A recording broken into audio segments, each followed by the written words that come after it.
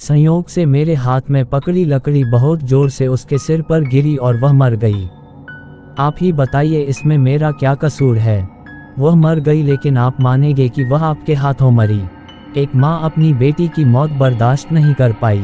गुरनी आपसे प्यार नहीं करती, लेकिन वह सिर्फ अपनी बेटी के शरीर में प्रवेश करना चाहती है और उसे वापस जीवन में लाना चाहती है। ये तो उनके अपने अफेयर्स हैं, लेकिन चूंकि सिफोना को तुम चाहिए थे और वह तुमसे प्यार करने लगी थी, इसलिए मजबूर किया गया कि अगर तुम गुरनी से शादी कर लो तो वह सिफोना के शरीर में प्रवेश कर सकती है, नहीं तो नहीं। आप इस बात को समझ सकते हो। आपने एक कार्य किया है और इसके परिणामस्वरूप आप पर यह जिम्मेदारी डाली गई है। लेकिन अगर आप ऐसा नहीं करते हैं तो आपको समझ लेना चाहिए कि गुरनी आपको जिंदा नहीं छोड़ेगी। वह आपको कोई नुकसान नहीं पहुंचा रही है, क्योंकि आप उसकी बात सुनने के लिए तैयार हो सकते हैं। नहीं तो वह पल भर में आपकी जान ले सकती है। मैंने कहा कि अगर मैं यह नहीं मानता तो आप क्या करोगे? ताहिरा खानम ने कहा कि जो कुछ भी होगा तुम्हें अभी कुछ पता नहीं है। तुम्हारी यह निर्भयता तुम्हारे अज्ञान पर आधारित है। ताई जान, अगर मैं आपसे जानना चाहता हूँ कि बाकी मामले क्या हैं, तो कृपया मेरा मार्गदर्शन करें। चलो गुरनी की बात छोड़ो, जरा समझाओ कि वो घर क्या है और वो सब क्या है। शिहाब, यह एक लंबी कहानी है। बरसों साथ रहने वालों को तूने बांट दिया। गीती अराया बेगम ने इतनी कम समस्याएं पैदा की थी कि आपने भी आकर अपनी दूसरी पार्टी बना ली। ताई जान, आप एक बहुत ही रोचक कहानी कह रही हैं। क्या आप थोड़ा और विस्तार कर सकते हैं? ताहिरा खानम कहती हैं, हाँ, मैं चाहती हूँ कि आप थोड़ा विस्तार से समझें ताकि उसके बाद जो कुछ भी हो वह समझ की रोशनी में हो। अन्यथा आपको नुकसान होगा और लाभ नहीं होगा। वह छोटा विवरण क्या है ताई जान, कृपया मुझे बताएं। हाँ, ऐसा हो सकता है कि तथ्यों को जानने के बाद मैं इन तथ्यों से सहमत हूँ। चौकी पर बैठी ताई जान के चेहरे पर हिंसा के निशान थे। वह खून भरी आंखों से मुझे देख रही थी और फिर बोली, ये एक नियमित आबादी है और इस आबादी में राय के दो अलग अलग समूह हैं। हाजी साहब गोरे लोगों का मार्गदर्शन करते हैं और उनकी मान्यताएं भी अलग हैं। वे यहाँ सदियों से रह रहे हैं। छोटे छोटे झगड़े होते रहते हैं और वे उनका हल ढूंढते थे, लेकिन तुम्हारे कारण एक बड़ा विवाद खड़ा हो गया है और उसे सुलझाना जरूरी है। मैंने कहा, ताई जान के खुलासे से चकित। दादी की क्या भूमिका है? ताई अम्मा ने द्वेषपूर्ण स्वर में कहा, गीती आरा बेगम तो केवल एक दुष्ट शत्रु है। उन्हें लगता है कि उनके बेटे को मैंने मारा है। मैंने पूछा, पापा की बात कर रहे हो? हम बात कर रहे हैं विलायत अहमद की। ताई जान ने एक सनसनीखेज खुलासा किया और मेरे शरीर में ठंडक दौड़ गई। मानो ताया विलायत अहमद खां की मौत भी संदिग्ध है, वरना दादी माँ को यह ख्याल क्यों आता। लेकिन हैरानी की बात यह है कि इस बारे में न तो फूफी जहां अराया बेगम ने और न ही ताया मुमताज अहमद खान ने कुछ जिक्र किया।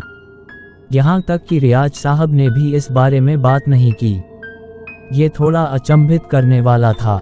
ताई सोच में पड़ गई। उन्होंने कहा, इसी सोच के तहत गीती अराया बेगम ने मुझसे दुश्मनी शुरू की। मेरी शत्रुता के कारण वह हाजी साहब की गिरफ्त में आ गई और वह उनकी ओर मुड़ गए, जिसके परिणामस्वरूप उन्हें सांसारिक आदतों को छोड़ना पड़ा और दुनिया की नज़रों में वह कोमा में चली गई। लेकिन वास्तव में आपकी दादी से दुश्मनी थी। मेरे साथ इस रास्ते को अपनाया और जीवन की सभी आवश्यकताओं को त्याग दिया। वह सिर्फ मुझे जग दिलाना चाहती है और इसके लिए अभिनय कर रही है। उन्होंने मेरे कई रास्ते रोके हैं। तुम सच में मेरे दिल में घर बना रही हो ताई जान। मुझे पहले इन घटनाओं का ज्ञान नहीं था। अगर मुझे ये सब पता होता तो मेरा नज़रिया बदल जाता। अच्छा, अब तुम एक बात बताओ, अगर दादी आपकी दुश्मन बन गई क्योंकि आपने उनके बेटे लियात अहमद को मार डाला, लेकिन आपको इनसे क्या लेना देना? ताई जान वास्तव में मेरे द्वारा मूर्ख बनाई गई थी। मैंने सार्थक शब्द दिए थे। ताहिरा खानम समझ गई होगी कि मैं नर्म पड़ रहा था और उसकी बात मानने वाला था। मैंने कहा था, आप उनसे कैसे जुड़ गए? उसने कहा, नहीं, मैंने उन्हें शामिल नहीं किया। रहस्यमय विज्ञान में रुचि मेरा बचपन का शौक था और इसी जुनून को पूरा करने के लिए मैंने न जाने क्या पापड़ बेले हैं। मुझे भी एक मत का अनुयायी बनना पड़ा और वह विश्वास खुरातुन का विश्वास है। जो असंख्य विद्याओं को प्रदान करता है और अपने अनुयायियों के चरणों में विश्वव्यापी विलासिता रखता है। मैंने अपने ज्ञान और इस विश्वास से बहुत कुछ हासिल किया है। आपने उस दिन समारोह में देखा होगा कि कैसे लोग मुझे देवी की तरह पूजते हैं। ये सब मेरे अपने ज्ञान और परिश्रम का परिणाम है और ये प्रस्ताव मैंने आपको कई बार दिया है। सरफराज मुझसे सहमत हैं। मेरी इच्छा है कि आप गुरनी से शादी करें और आप सोच भी नहीं सकते कि उसके बाद आपको क्या मिलेगा।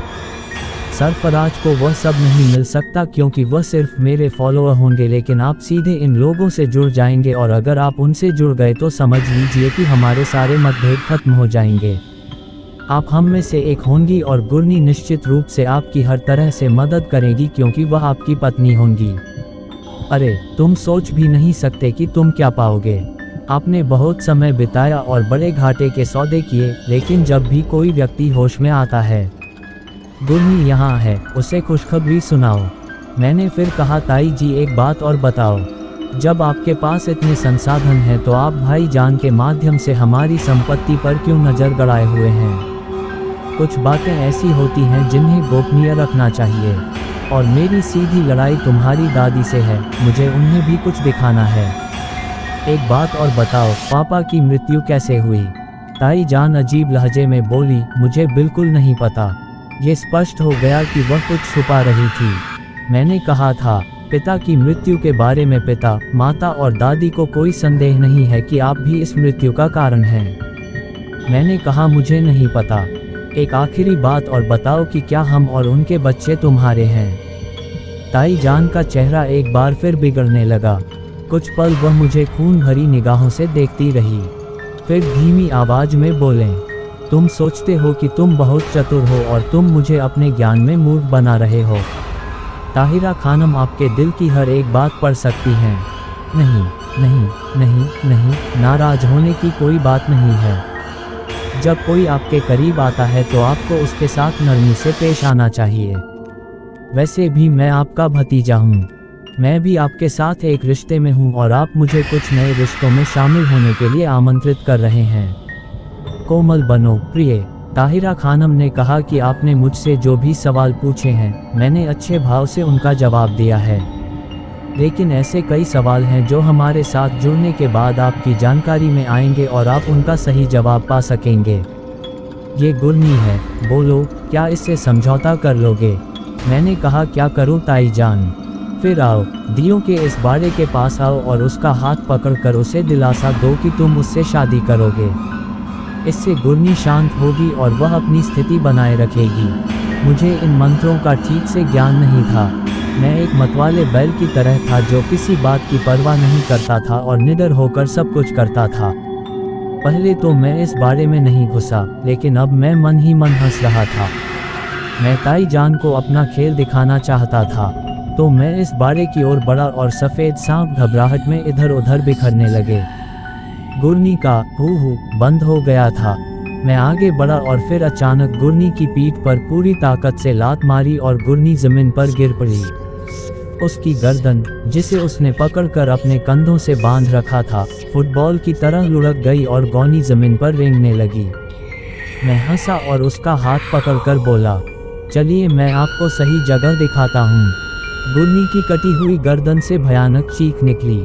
उसने अपनी पूरी ताकत से अपना हाथ मेरे हाथ से छुड़ाया और एक अंधे आदमी की तरह उठकर एक तरफ भाग गई। अगले ही पल वह चौकी पर बैठी ताई जान से टकरा गई और ताई जान के गले से चीख निकल गई।